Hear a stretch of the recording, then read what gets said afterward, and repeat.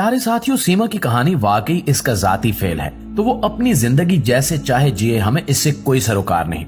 लेकिन इस कहानी के अंदर काफी चीजें मशकूक हैं और इसके बयानात भी काफी तजादात का शिकार हैं, जो किसी हैंडलर की ग्रेटर स्कीम का पता देते हैं। जिस लड़की की मादरी जुबान सिंधी हो, तालीम सिर्फ 5 जमात हो और वो अपनी उम्र के इब्तिदाई 15 साल सिंधी समाज में रही हो, उसके लिए अपना लबो लहजा ऐसा बदलना कि उसकी गुफ्तगू से सिंधी लहजे का असर जाहिर ना हो, ये तकरीबन नामुमकिन सी बात है।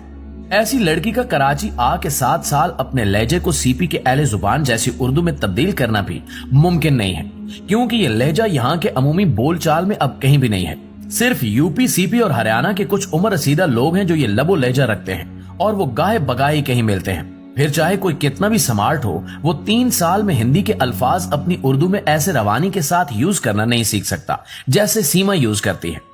इंग्लिश के अल्फाज अलग हैं, लेकिन वो किसी अनपढ़ के लिए भी यूज करना आसान होते हैं। सीमा की वोकैबुलरी और लहजा दिल्ली और हरियाणा के दरमियानी इलाके का है, या ऐसा लहजा राजस्थान के सरहदी इलाकों में बोला जा सकता है। और जो सिंधी इसने बोल के दिखाई है वो भी राजस्थानी सिंधी है, जबकि पाकिस्तानी सिंधी इससे काफी गाढ़ी है। इब्तिदाई बयान में उसने अपना ताल्लुक जैकबाबाद के एक मुजाफाती गांव से बताया था, जो सखर के परली तरफ बलोचिस्तान के करीब वाक़ है। अब एक टीवी शो पर इसने खैरपुर मीरस को अपना आबाई इलाका बताया है, जो सखर से कराची की तरफ है।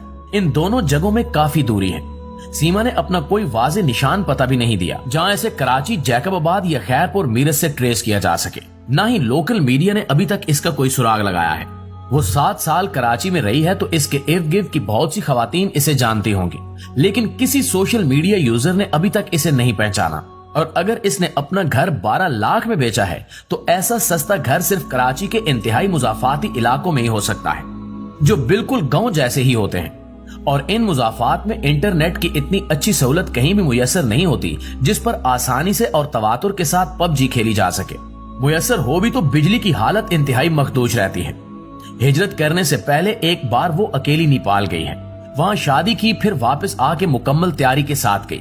सवाल यह है कि जिसके आगे पीछे कोई ना हो, वो किस हौसले से और किस बहाने से अपने 4 बच्चे किसी गैर के पास छोड़ के गई होगी। इन हालात में हमारा पहला तासुर ये बनता है कि लड़की की जुबान, एटीट्यूड और एतमाद इसे पाकिस्तानी समझने में सख्त माने हैं। ये भारत की लड़की है जिससे कोई रियलिटी शो जैसा ड्रामा कराया जा रहा है। इस शो का मकसद पीर मिट्ठू साईं जैसों को ये बावर कराना हो सकता है कि हिंदू लड़कियों को कन्वर्ट करके मुसलमानों से ब्याहना इनके लिए भी इतना ही तकलीफ देह है जितना अब मुसलमानों के लिए है।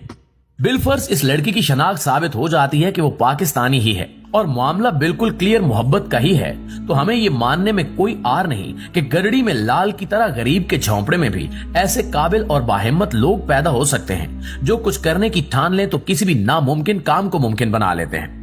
इस सूरत में हम पहले किए गए तमाम सवालों को नजरअंदाज कर सकते हैं, लेकिन इस कदर हैरत अंगेज हिम्मत रखने वाली लड़की के मुकाबले में जब इसके इंतखाब को देखते हैं तो वही सवालात दोबारा दावते फिक्र देते हैं कि जिस लड़के के पीछे वो गई है, इस तरह के गरीब और बेरोजगार झामरू तो यहाँ भी बहुत मिल जाते हैं। सचिन में ऐसी क्या बात है जो एक औरत को 4 बच्चों के साथ देश और मजहब तब्दील करने पर मजबूर कर दे।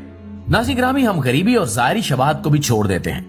इंसान के अंदर कोई हुस्न या कशिश का उनसर होता है तो वो सिर्फ उसकी गुफ्तगू से ही जाहिर हो सकता है, और वो लड़का अब तक ऐसा एक लफ्ज भी नहीं बोल सका जिससे कोई मुतासिर हो सके, बल्कि वो ऐसे बैठा है जैसे कनातें लगाने वाला फंक्शन खत्म होने के इंतजार में होता है।